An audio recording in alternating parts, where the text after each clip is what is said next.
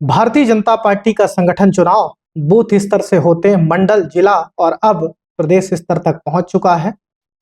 हालांकि जिला अध्यक्षों की सूची अभी सार्वजनिक नहीं हुई है, पर प्रदेश अध्यक्ष को लेकर लामबंदी चालू हो गई।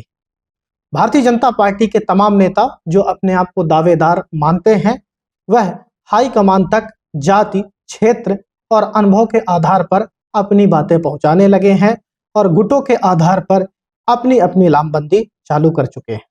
दिल्ली में अब नेताओं का डेरा लगने लगा है। मध्य प्रदेश से जुड़े बड़े नेता दिल्ली में अब बैठे हुए हैं।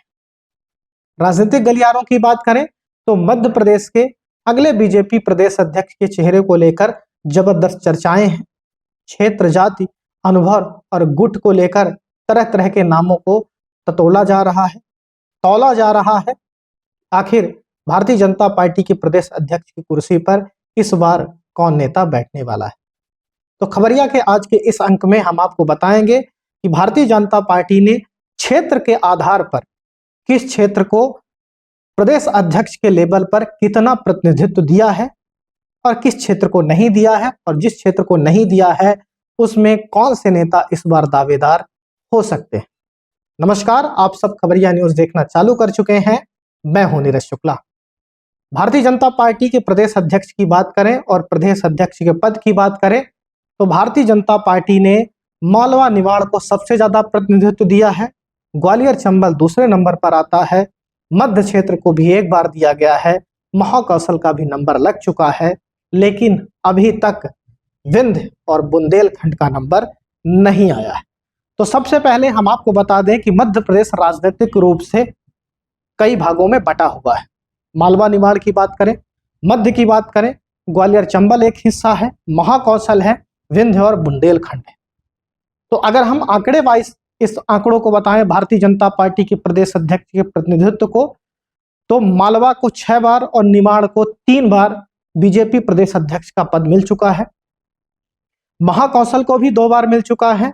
ग्वालियर चंबल को 4 बार मिल चुका है और मध्य क्षेत्र को 1 बार मिल चुका है। अब हम एक एक करके उन प्रदेश अध्यक्षों का नाम भी बता देते हैं और उनसे जुड़ा हुआ क्षेत्र भी बता देते हैं। सुंदरलाल पटवा मंदसौर से आते थे, मालवा क्षेत्र है।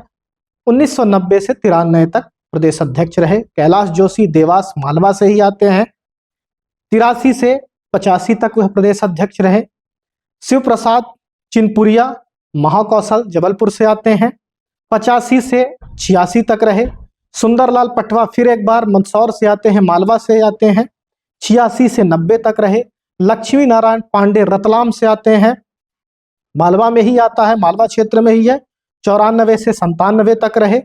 विक्रम वर्मा धार निमाड़ में ही है, आता है, वह 2000 से 2002 तक रहे। वहीं कैलाश जोशी देवास ये भी मालवा क्षेत्र में आता है, यह 2002 से 2005 तक रहे। शिवराज सिंह जो मुख्यमंत्री भी रहे वो मध्य क्षेत्र से आते हैं, वह 2005 से 2006 तक रहे। सत्यनारायण जटिया मालवा से आते हैं, 2006 से 2006 1 साल का लगभग कार्यकाल इनका रहा। नरेंद्र सिंह तोमर ग्वालियर 2006 से 2010 तक, यह आते हैं ग्वालियर से, माने ग्वालियर चंबल क्षेत्र से। प्रभात झा रहे ग्वालियर चंबल से 2010 से 2012 के बीच। फिर नरेंद्र सिंह तोमर हुए ग्वालियर से ही 2012 से 2014। नंद कुमार सिंह चौहान मालवा से निमाड़ से आते हैं, 2014 से 2016। फिर नंद कुमार चौहान 2 बार हुए, 2016 से 2018। राकेश सिंह जो महाकौशल से आते हैं 2018 से 2020। और बीडी शर्मा लगातार तब से 58 महीने से लगातार बीजेपी के प्रदेश अध्यक्ष बने हुए हैं। और अंक गणित की हम बात करें तो मालवा निमाड़ को सबसे ज्यादा प्रतिनिधित्व मिला है। दूसरे नंबर पर ग्वालियर चंबल है। तीसरे नंबर पर महाकौशल है। चौथे नंबर पर मध्य क्षेत्र है। लेकिन 1980 के बाद विंध्य और बुंदेलखंड का अभी तक नंबर नहीं लगा है, यानी अभी तक इस क्षेत्र के बीजेपी नेताओं को प्रदेश अध्यक्ष नहीं बनाया गया है। जानकारों की माने तो छत्तीसगढ़ जो मध्य प्रदेश से अलग हो चुका है, वहां के भी कुछ नेताओं का नंबर लगा था, कुछ सूत्र हमें बताते हैं। लेकिन विंध्य क्षेत्र के और बुंदेलखंड क्षेत्र के नेताओं का नंबर नहीं लगा है। तो क्या इस बार विंध्य और बुंदेलखंड क्षेत्र के नेताओं का नंबर बीजेपी प्रदेश अध्यक्ष के लिए लग सकता है, और अगर लगता है तो उस रेस में कौन कौन से नेता हैं, फटाफट हम उनका नाम आपको बता देते हैं।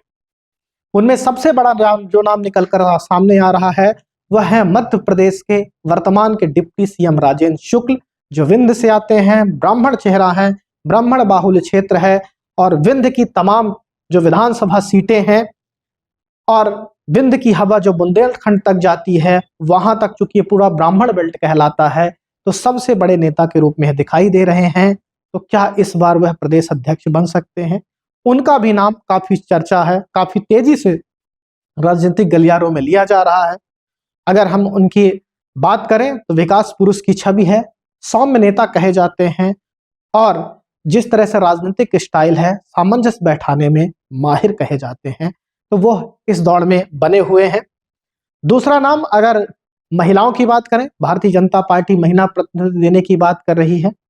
दूसरा नाम सीधी से विधायक रीति पाठक का आ रहा है, सांसद रह चुकी हैं 2 बार, महिला है, अनुभव है राजनीति का, उनका भी नंबर लग सकता है, वो भी इस दौड़ में हो सकती हैं।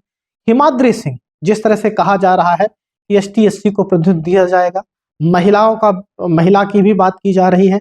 हिमाद्री सिंह शहडोल सांसद हैं, कई बार से सांसद हैं, अच्छा खासा अनुभव है, तो वह भी इस दौड़ में बनी हुई है।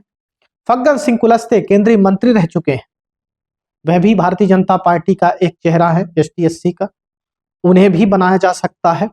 बात करें अगर हम बुंदेलखंड की, गोपाल भार्गव हैं, भूपेंद्र सिंह है ये नेता जिन्हें लंबा राजनीतिक अनुभव है।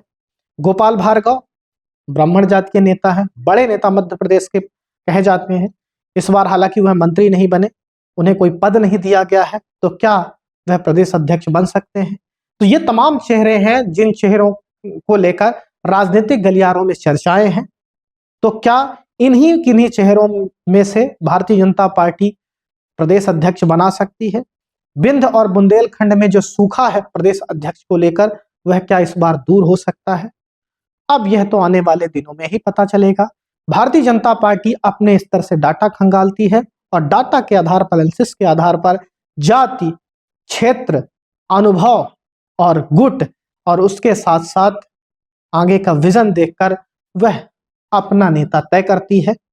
तो क्या इस बार विंध्य का नंबर लगने वाला है, बुंदेलखंड का नंबर लगने वाला है? यह तो आने वाले 10-15 दिनों में ही पता चलेगा।